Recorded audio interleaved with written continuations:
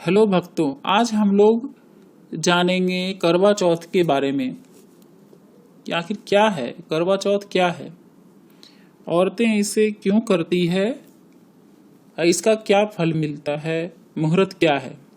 चलिए, करवा चौथ शब्द दो शब्दों से मिलकर बना है। करवा यानी मिट्टी का बर्तन और चौथ का मतलब चतुर्थी। इस त्योहार पर मिट्टी के बर्तन यानी करवे का विशेष महत्व है। सभी विवाहित स्त्रियां साल भर इस त्योहार का इंतजार करती हैं और इसकी सभी विधियों को बड़े श्रद्धा और भाव से करती हैं।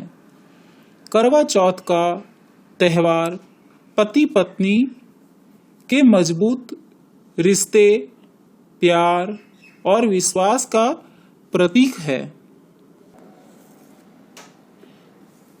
बहुत ही प्राचीन कथाओं के अनुसार करवा चौथ की परंपरा देवताओं के समय से चलती आ रही है। एक बार देवताओं और दानवों में युद्ध शुरू हो गया और इस युद्ध में देवताओं की हार हो रही थी। ऐसे में देवता गण ब्रह्मदेव के पास गए और रक्षा करने की प्रार्थना की। ब्रह्मदेव ने कहे कि इस संकट से बचने के लिए सभी देवताओं की पत्नियों को अपने अपने पतियों के लिए व्रत रखना चाहिए और सच्चे दिल से उनकी विजय के लिए प्रार्थना करें। ब्रह्मदेव ने यह वचन दिया कि ऐसा करने पर निश्चित ही यह युद्ध में देवताओं की जीत होगी। ब्रह्मदेव के इस सुझाव से सभी देवताओं और उनकी पत्नियां ने खुशी खुशी स्वीकार किया। ब्रह्मदेव के कहे अनुसार कार्तिक मास की चतुर्थी के दिन सभी देवताओं की पत्नियां ने व्रत रखा और अपने पतियों यानी देवताओं की विजय के लिए प्रार्थना की। उनकी यह प्रार्थना स्वीकार करते हुए और युद्ध में देवताओं की विजय हुई। इस खुशखबरी को सुनकर सभी देव पत्नियों ने अपना व्रत खोला और खाना खाया। उस समय आकाश में चंदा भी निकला आया था।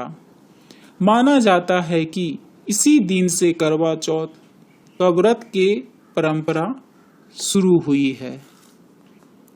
ग्रंथों के अनुसार इस व्रत में भगवान शिव, शंकर, माता पार्वती, कार्तिकेय, गणेश और चंद्र देवता की पूजा अर्चना करते हैं।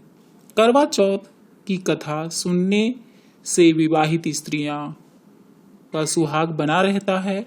उसके घर में सुख, शांति, समृद्धि और संतान सुख मिलता है। महाभारत में भी करवा चौथ का महत्व है। इस पर भी एक कथा उल्लेख किया गया है। भगवान श्री कृष्ण ने द्रौपदी को करवा चौथ की एक कथा सुनाते हुए कहे थे कि पूर्ण श्रद्धा और विधि पूर्वक इस व्रत को करने से समस्त दुख दूर हो जाते हैं। जीवन में सुख, सौभाग्य तथा धन्य संपत्ति की प्राप्ति होती है। श्री कृष्ण भगवान की आज्ञा मानकर द्रौपदी ने भी करवा चौथ का व्रत रखा था। इस व्रत के प्रभाव से ही अर्जुन सहित पांचों पांडवों ने महाभारत के युद्ध में कौरवों की सेना को पराजित कर विजय हासिल की। करवा चौथ की पूजन में धातु के करवे का पूजन श्रेष्ठ है।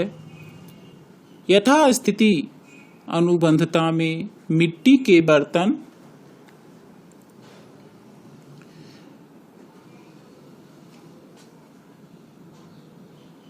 करवे में भी पूजन का विधान है।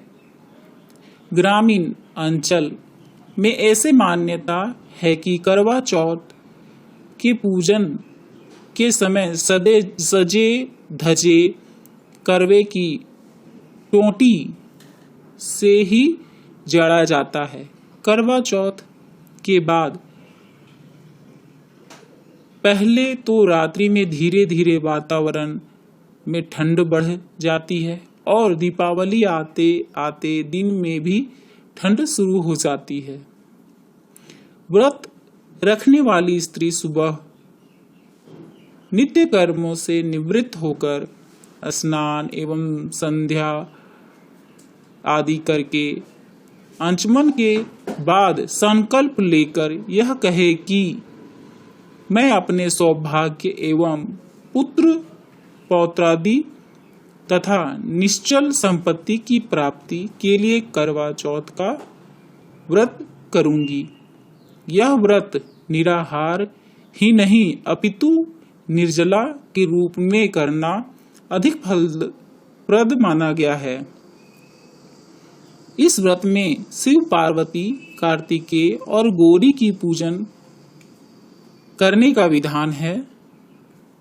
इस करवा चौथ पूजा में इस्तेमाल करने वाले सामग्री इस तरह है: चंदन, शहद, अगरबत्ती, पुष्प, बिंदी, चुनरी, चूड़ी, कच्चा दूध, मिठाई, गंगाजल, अक्षत जिसे चावल, सिंदूर, मेहंदी, शक्कर, शुद्ध घी, दही, महावर, कंघा, बिछुआ, मिट्टी का टोटीदार करवा का ढक्कन, शक्कर का बोरा, हल्दी, जल का लोटा, दीपक, रुई, कपूर, गेहूं, गौरी बनाने के लिए पीली मिट्टी, 8 पूड़ियाँ की अठवरिया,